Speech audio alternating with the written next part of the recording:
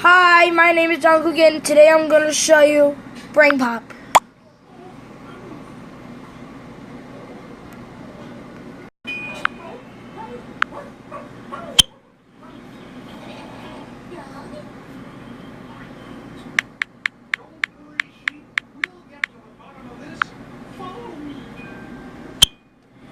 We're going to watch a movie about food chain.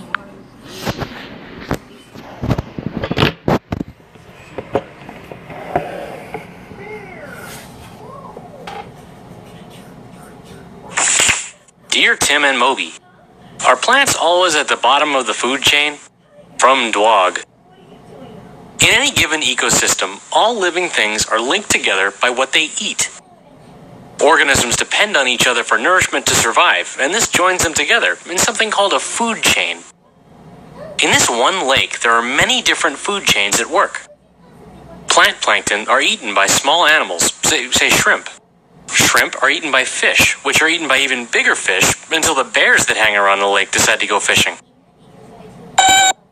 What would happen if we caught every last shrimp in the lake and had a big barbecue? Well, the fish that depend on the shrimp for food would go hungry, and the population would dwindle.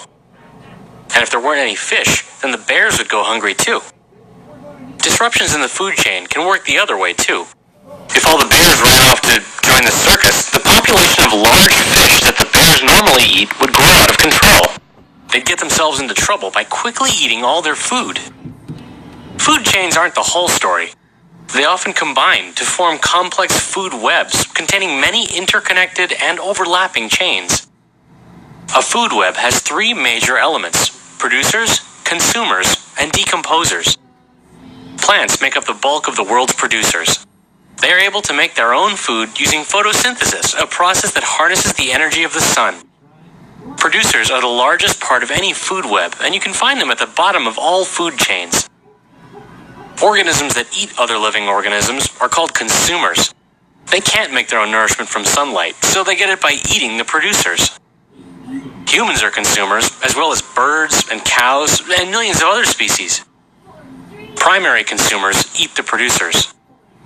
Animals that eat plants are examples of primary consumers, and they're also called herbivores.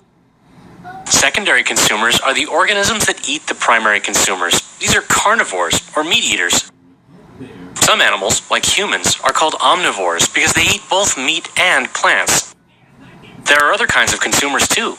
Parasites are small organisms that live on the bodies of other organisms, using up the victim's energy. Scavengers eat the carcasses of other dead animals. Decomposers are mostly bacteria and fungi. Decomposers cause the mold that grows on your bread, but they also do all sorts of good stuff like breaking down dead animals and plants into reusable elements and recycling nutrients back into the food web. Humans have to be more careful to protect every species in the world. Just about every species on the planet, no matter how insignificant it seems, is vital to the food web. If even the smallest plant or animal becomes extinct, the consequences will ripple throughout the food web, causing environmental chaos for every species concerned, including us. It's hard to predict exactly what will happen, but one thing's for sure. I don't want to be around if that bear doesn't get his dinner.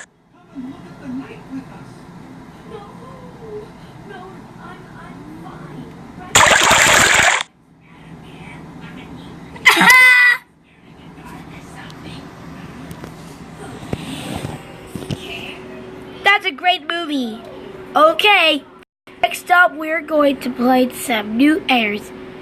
Donald Trump.